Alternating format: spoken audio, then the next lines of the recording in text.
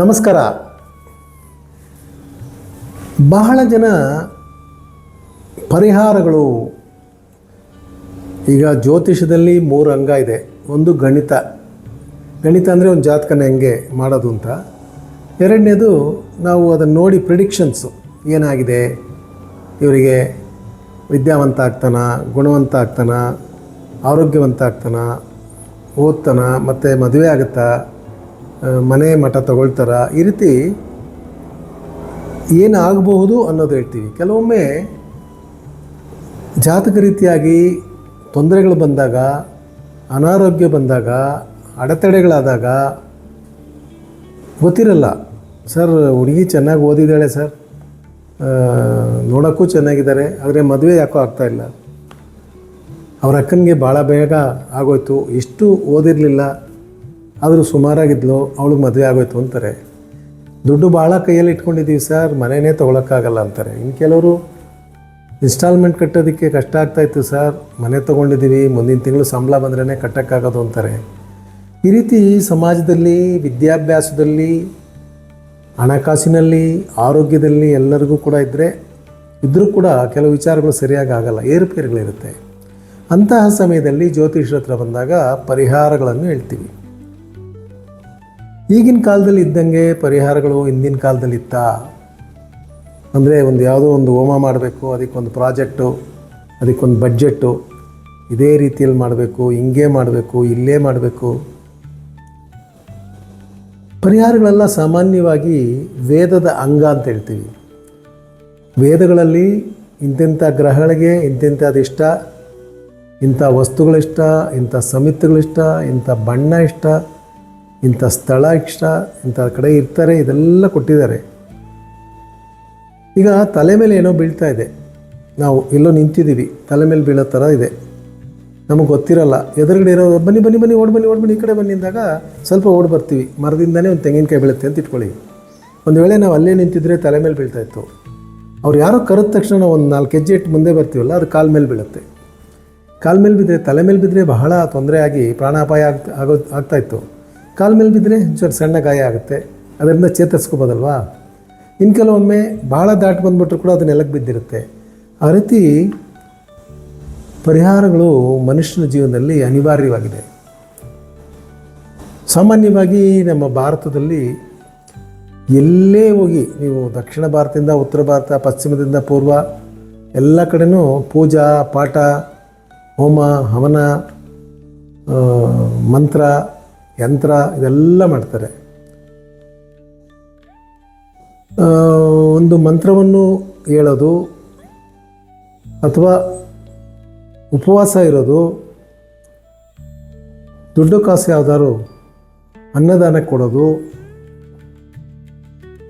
ಮಾನಸಿಕವಾಗಿ ಒಂದೇ ಕಡೆ ಕೂತ್ಕೊಂಡು ಜಪತಪಗಳನ್ನು ಮಾಡೋದು, ಇದೆಲ್ಲ ಪರಿಹಾರಕ್ಕೆ ಸೇರುತ್ತೆ. ಹಿಂದಿನ ಕಾಲದವರು ನೋಡಿ ಬಹಳ ಬುದ್ಧಿವಂತರು. ನೀವೆಲ್ಲೇ ಹೋಗಿ ನಮ್ಮ ಕರ್ನಾಟಕದಲ್ಲಾಗಲಿ, ದಕ್ಷಿಣ ಭಾರತದಲ್ಲಾಗಲಿ ದೇವಸ್ಥಾನ ಎಲ್ಲ ಬಹಳ ದೊಡ್ಡದಾಗಿತ್ತು. ಕಡಿಮೆ ಅಂದರೆ ಒಂದೊಂದು ದೇವಸ್ಥಾನ 5 ಎಕರೆ 6 ಎಕರೆ ಇದೆ. ಏನಕ್ಕೆ ಹಂಗೆ ಮಾಡಿಟ್ರು? ಕಾಯ ವಾಚ ಮನಸ್ಸ ಅಂತ ಹೇಳ್ತೀವಿ. ದೇಹದಿಂದ, ಚಿಂತನೆಯಿಂದ, ನಾಲ್ಗೆಯಿಂದ, ಇದು 3ಕ್ಕೂ ಪರಿಹಾರ ಸಿಗಬೇಕು ಅಂತಲೇ ಆ ರೀತಿ ಮಾಡಿಟ್ರು. ಹಿಂದೆ ಏನು ಮಾಡೋರು ಅಂದರೆ, ಒಂದು ದೇವಸ್ಥಾನಕ್ಕೆ ಹೋದಾಗ 4 ಅಥವಾ 6 ಪ್ರಾಕಾರಗಳಿರುತ್ತೆ ದೇವರ ಸುತ್ತ. ಆ ಪ್ರಾಕಾರನ ಸುತ್ಕೊಂಬಂದರೆ ದೇಹಕ್ಕಾಯ್ತಾ? ಸುತ್ಕೊಂಬಂದಾಗ ಸುಮ್ಮನೆ ಸುತ್ತಬೇಡ, ನಾಲ್ಗೆಲ್ಲಿ ಯಾವ್ದಾದ್ರು ಓಂ ನಮಃ ಶಿವಾಯ, ಓಂ ನಮೋ ನಾರಾಯಣಾಯ, ಅಥವಾ ನಿಮ್ಗೆ ಯಾವ ಮಂತ್ರ ಬರುತ್ತೋ ಅದನ್ನು ಹೇಳ್ಕೊಂಡು ಸುತ್ತು ಅಂತ ಹೇಳಿದ್ರು. ವಾಚ ಆಯಿತಾ? ನೀವೇನು ಪರ್ಪಸ್ಗಲ್ಲಿ ಬಂದಿದ್ದೀರಾ, ನನಗೇನೋ ಒಂದು ಒಳ್ಳೆಯದಾಗಬೇಕು, ಆರೋಗ್ಯ ಅಭಿವೃದ್ಧಿ ಆಗಬೇಕು, ವಿದ್ಯೆ ಚೆನ್ನಾಗಿ ಬರಬೇಕು, ಇದು ಮನಸ್ಸಿನಲ್ಲಿ ಒಂದು ಚಿಂತನೆ ಇರುತ್ತೆ. ಸೊ ಆ ಚಿಂತನೆಯೂ ಪೂರೈಕೆ ಆಗುತ್ತೆ. ಈ ರೀತಿ ಕಾಯ ವಾಚ ಮನಸ್ಸ, ಈ ಕಾರಣಕ್ಕೋಸ್ಕರ ಮಾತ್ರನೇ ಪರಿಹಾರಗಳನ್ನು ಬಹಳ ಹೇಳಿಟ್ಟಿದ್ದಾರೆ. ಬರೀ ಇದು ಮಾತ್ರನಾ ಅಂತಂದರೆ ಇಲ್ಲ, ಬಹಳ ವಿಚಾರಗಳಿದೆ. ತೀರ್ಥಯಾತ್ರೆಗೆ ಹೋಗೋದು ಅಂತ ಹೇಳಿಟ್ಟಿದ್ದಾರೆ, ಪುಣ್ಯಕ್ಷೇತ್ರಗಳಿಗೆ ಹೋಗೋದು ಅಂತ ಹೇಳಿಟ್ಟಿದ್ದಾರೆ, ನದಿಗಳಲ್ಲಿ ಸ್ನಾನ ಮಾಡೋದು ಅಂತ ಹೇಳಿಟ್ಟಿದ್ದಾರೆ, ಬೆಟ್ಟ ಗುಡ್ಡಗಳನ್ನು ಹತ್ತೋದು ಅಂತ ಹೇಳಿಟ್ಟಿದ್ದಾರೆ, ಸಮುದ್ರ ಸ್ನಾನ ಮಾಡೋದು ಅಂತ ಹೇಳಿಟ್ಟಿದ್ದಾರೆ. ಪ್ರತಿಯೊಂದು ಮಹನೀಯರೇ ಬಹಳ ವಿಶೇಷವಾದಂಥ ಫಲಗಳನ್ನು ಕೊಡ್ತಕ್ಕಂಥ ಪರಿಹಾರಗಳು. ನಾನು ಹೇಳಿದೆ, ಈ ದೇವಸ್ಥಾನಗಳಲ್ಲಿ ಪ್ರಾಯಶ್ಚಿತ್ತ ದೇವಸ್ಥಾನಗಳು, ದರ್ಶನ ದೇವಸ್ಥಾನಗಳು ಅಂತಿದೆ. ಈಗ ನೋಡಿ, ನಮ್ಮಲ್ಲಿ ಮನೆ ದೇವರು ಅನ್ನೋ ಒಂದು ಕಾನ್ಸೆಪ್ಟ್ ಎಲ್ಲರಿಗೂ ಗೊತ್ತಿದೆ. ಅದನ್ನು ನಾನು ಮಾತಾಡ್ತೀನಿ ಇನ್ನೊಮ್ಮೆ.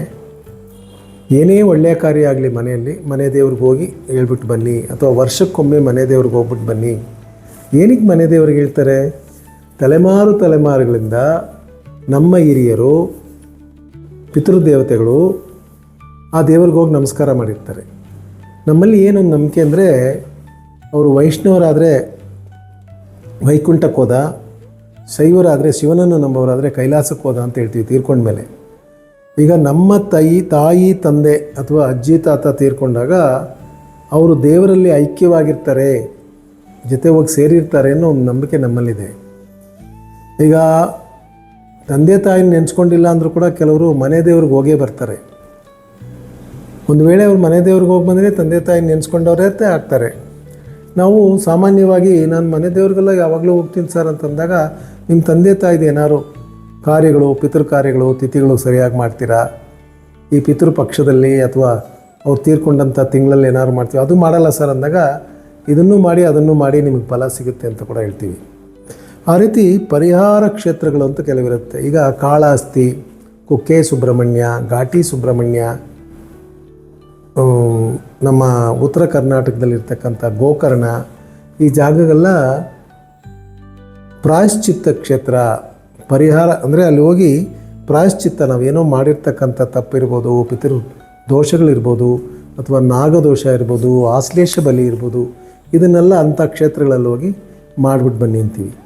ಇನ್ನು ಕೆಲವು ದರ್ಶನ ಕ್ಷೇತ್ರ ಅಂತ ಹೇಳ್ತೀವಿ. ಈಗ ನಂಜನಗೂಡು ತಗೊಳ್ಳಿ, ಚಾಮುಂಡೇಶ್ವರಿ ತಗೊಳ್ಳಿ, ತಿರುಪತಿ ತಗೊಳ್ಳಿ, ಕೆಲವು ಸುಬ್ರಹ್ಮಣ್ಯ ಕ್ಷೇತ್ರಗಳು ತಮಿಳುನಾಡಲ್ಲಿರೋ ತಗೊಳ್ಳಿ. ಈ ಹಿಂದಿನ ಕಾಲದಲ್ಲಿ ಋಷಿಮುನಿಗಳು ಒಂದೊಂದು ಕ್ಷೇತ್ರವನ್ನು ಕೂಡ ಇಲ್ಲಿ ಬಂದು ಇಂತಹ ಪರಿಹಾರ ಮಾಡಿದ್ರೆ ಇವರಿಗೆ ಇಂಥ ದೋಷ ಹೋಗುತ್ತೆ ಅಂತ ಹೇಳಿಟ್ಟಿದ್ದಾರೆ. ಅದು ಜ್ಯೋತಿಷ ರೀತಿಯಾಗಿ ಯಾವ ಗ್ರಹಗಳ ಅನುಗ್ರಹ ಕಡಿಮೆ ಇದೆ ಅಥವಾ ಯಾವ ಗ್ರಹಗಳು ಜಾತಕದಲ್ಲಿ ಸರಿಯಾದ ರೀತಿಯಲ್ಲಿ ಇಲ್ಲ ಅಂತಂದಾಗ ಅದನ್ನು ನೋಡಿ ಇಂಥ ಕ್ಷೇತ್ರಕ್ಕೆ ಹೋಗಿ ಬನ್ನಿ ಅಂತ ಹೇಳ್ತೀವಿ. ಕೆಲವು ಬೆಟ್ಟದ ಮೇಲೆ ಇರ್ತಕ್ಕಂಥ ಕ್ಷೇತ್ರಗಳು, ಇವರು ಕೆಲವರು ಬೆಂಗಳೂರಿಂದ ತಿರುಪತಿಗೆ ನಡ್ಕೊಂಡು ಹೋಗ್ತಾರೆ, ನಂಜನಗೂಡಿಗೆ ಕರ್ಕೊಂಡು ಹೋಗ್ತಾರೆ, ಧರ್ಮಸ್ಥಳಕ್ಕೆ ನಡ್ಕೊಂಡು ಹೋಗ್ತಾರೆ. ಏನದರಲ್ಲಿ ಏನಾದ್ರು ಫಲ ಇದೆಯಾ? ಯಾಕೆ ಮೈಯನ್ನು ನೊಂದಿಸ್ಕೊಂಡು ಹೋಗಬೇಕಾ? ಇಲ್ಲ. ನಮ್ಮದೇ ಆದಂಥ ಪರಿಹಾರಗಳು ಮನುಷ್ಯನಿಗೆ ವೈರಾಗ್ಯವನ್ನು ಕೊಡುತ್ತೆ. ವೈರಾಗ್ಯ ಅಂದರೆ ಇದನ್ನು ಮಾಡಬೇಕು, ಇದನ್ನು ಮಾಡಬಾರ್ದು ಅನ್ನೋ ಒಂದು ಮನೋಸ್ಥಿತಿ ಇದೆಯಲ್ಲ, ಅದು ಬಹಳ ಕಷ್ಟ ಬರೋದು ಮನುಷ್ಯನಿಗೆ. ಹುಟ್ಟಿದಾಗಿಂದ ಸಾಯೋವರೆಗೂ ಬಹಳ ರೀತಿಯಾದಂಥ ಆಸೆ ಆಕಾಂಕ್ಷೆಗಳಲ್ಲಿ ಮನುಷ್ಯ ಬೆಳೀತಾ ಇರ್ತಾನೆ.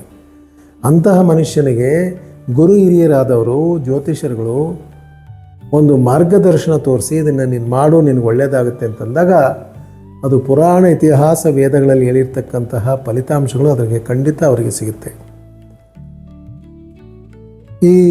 ಇಂಥ ದಿವಸ ದರ್ಶನ ಮಾಡಿ, ಶಿವರಾತ್ರಿ ದಿವಸ ದರ್ಶನ ಮಾಡಿ, ವೈಕುಂಠ ಏಕಾದಶಿ ದಿವಸ ದರ್ಶನ ಮಾಡಿ, ಕೃತಿಕಾ ನಕ್ಷತ್ರ ಬಂದಾಗ ಸುಬ್ರಹ್ಮಣ್ಯನ ನೋಡಿ, ಸ್ವಾತಿ ನಕ್ಷತ್ರ ಬಂದಾಗ ನರಸಿಂಹಸ್ವಾಮಿಗೆ ಹೋಗಿ, ಅಮ್ಮನವ್ರು ನೋಡೋದಾದರೆ ಇಂಥ ನಕ್ಷತ್ರದಲ್ಲಿ ನೋಡಿ, ಇದೆಲ್ಲ ಕೂಡ ಬಹಳ ವಿಶೇಷವಾಗಿ ಮಾಡಿದ್ದಾರೆ.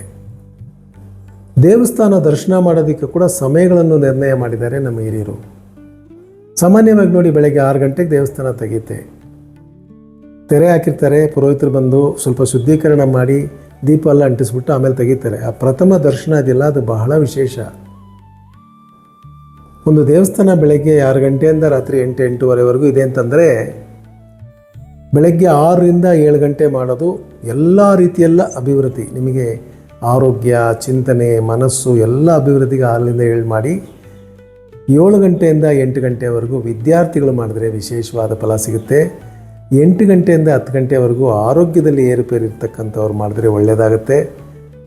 10 ಗಂಟೆಯಿಂದ 12 ಗಂಟೆ ಒಳಗಡೆ ಯಾರಾದರೂ ವೈರಿನಾಶ, ಏನೋ ಕೋರ್ಟಲ್ಲಿ ಕೇಸ್ ನಡೀತಾ ಇದೆ, ನಮಗೆ ವಿರುದ್ಧವಾಗಿ ಏನೋ ಮಾತಾಡ್ತಾ ಇದ್ದಾರೆ, ನನಗೆ ಯಾಕೋ ಆಫೀಸಲ್ಲಿ ಭಯ, ಇವರು ಸುಮಾರು 10:30 ನಂತರ 12 ಗಂಟೆ ಒಳಗಡೆ ಉಚ್ಚ ಕಾಲ ಅಂತ ಹೇಳ್ತೀವಿ, ತಲೆ ಮೇಲೆ ಸೂರ್ಯ ಇರ್ತಕ್ಕಂಥ ಸಮಯದಲ್ಲಿ ದೇವತಾ ದರ್ಶನ ಮಾಡಿದರೆ ಅವರಿಗೆ ಗೆಲುವು ಸಿಗುತ್ತೆ. ನನಗೆ ಯಾರೂ ವೈರಿ ಇಲ್ಲ ಸರ್ ಅನ್ನೋರು ಕೂಡ ಆ ಸಮಯದಲ್ಲಿ ಮಾಡಿದ್ರೆ ವಿದ್ಯೆಯಲ್ಲಿ ಗೆಲುವು, ವ್ಯವಹಾರದಲ್ಲಿ ಗೆಲುವು ಸಿಗುವಂಥ ಸಾಧ್ಯತೆ ಇದೆ. ಮತ್ತು ಸಾಯಂಕಾಲ 4:30ರಿಂದ 5:30, 6 ಗಂಟೆವರೆಗೂ ಈ ಹೆಚ್ಚು ಕಾಯಿಲೆ ಇಲ್ಲದೆ ಸ್ವಲ್ಪ ಓಡಾಡೋ ಥರ ಇರ್ತಾರಲ್ಲ ಅವ್ರುಗಳು ಮಾಡ್ಬೋದು. 6 ಗಂಟೆಯಿಂದ 7 ಗಂಟೆವರೆಗೂ ವ್ಯಾಪಾರಿಗಳು ಅಥವಾ ಲಕ್ಷ್ಮೀ ಕಟಾಕ್ಷ ಬೇಕು ಅನ್ನೋರು ಅಥವಾ ಹೆಣ್ಮಕ್ಳಿಗೆ ಮದುವೆ ಆಗಬೇಕು ಅಂತಿರೋರು ಇಂಥವರು ದರ್ಶನ ಮಾಡ್ಬೋದು. 8 ಗಂಟೆಯಿಂದ 9 ಗಂಟೆ ಕೊನೆಯ ದರ್ಶನ ಗಂಡ ಹೆಂಡತಿ ಮಧ್ಯೆ ಅಭಿಪ್ರಾಯ ಭೇದ ಇರೋರು, ಜಗಳ ಇರೋರು, ಇವರೆಲ್ಲ ಖಂಡಿತ ಮಾಡ್ಬೋದಾಗಿರುತ್ತೆ. ಈ ರೀತಿ ಒಂದು ದೇವಸ್ಥಾನದ ದರ್ಶನ ಕೂಡ ಇಷ್ಟೊಂದು ನಿರ್ಣಯ ಮಾಡಿದ್ದಾರೆ ಅಂದರೆ ಎಷ್ಟು ಅನುಭವಶಾಲಿಗಳಾಗಿ ಅವ್ರು ಇದ್ದಿರಬೇಕು. ಅದರ ನಂತರ ಶುಕ್ರವಾರ ಮಾಡಿ, ಮಂಗಳವಾರ ಮಾಡಿ, ಇದಕ್ಕೆಲ್ಲ ಬಹಳ ವಿಶೇಷವಾದ ಕುಜದಶೆ ಇರೋರಿಗೆ ಮಂಗಳವಾರ ದಿವಸ ಸಂಪಿಗೆ ಹೂವು ತಗೊಂಡು ಸುಬ್ರಹ್ಮಣ್ಯ ಸ್ವಾಮಿ ದರ್ಶನ ಮಾಡು, ಕುಜದಶೆ ಹೋಗುತ್ತೆ ಅಂತ ನಾವು ಹೇಳ್ತೀವಿ.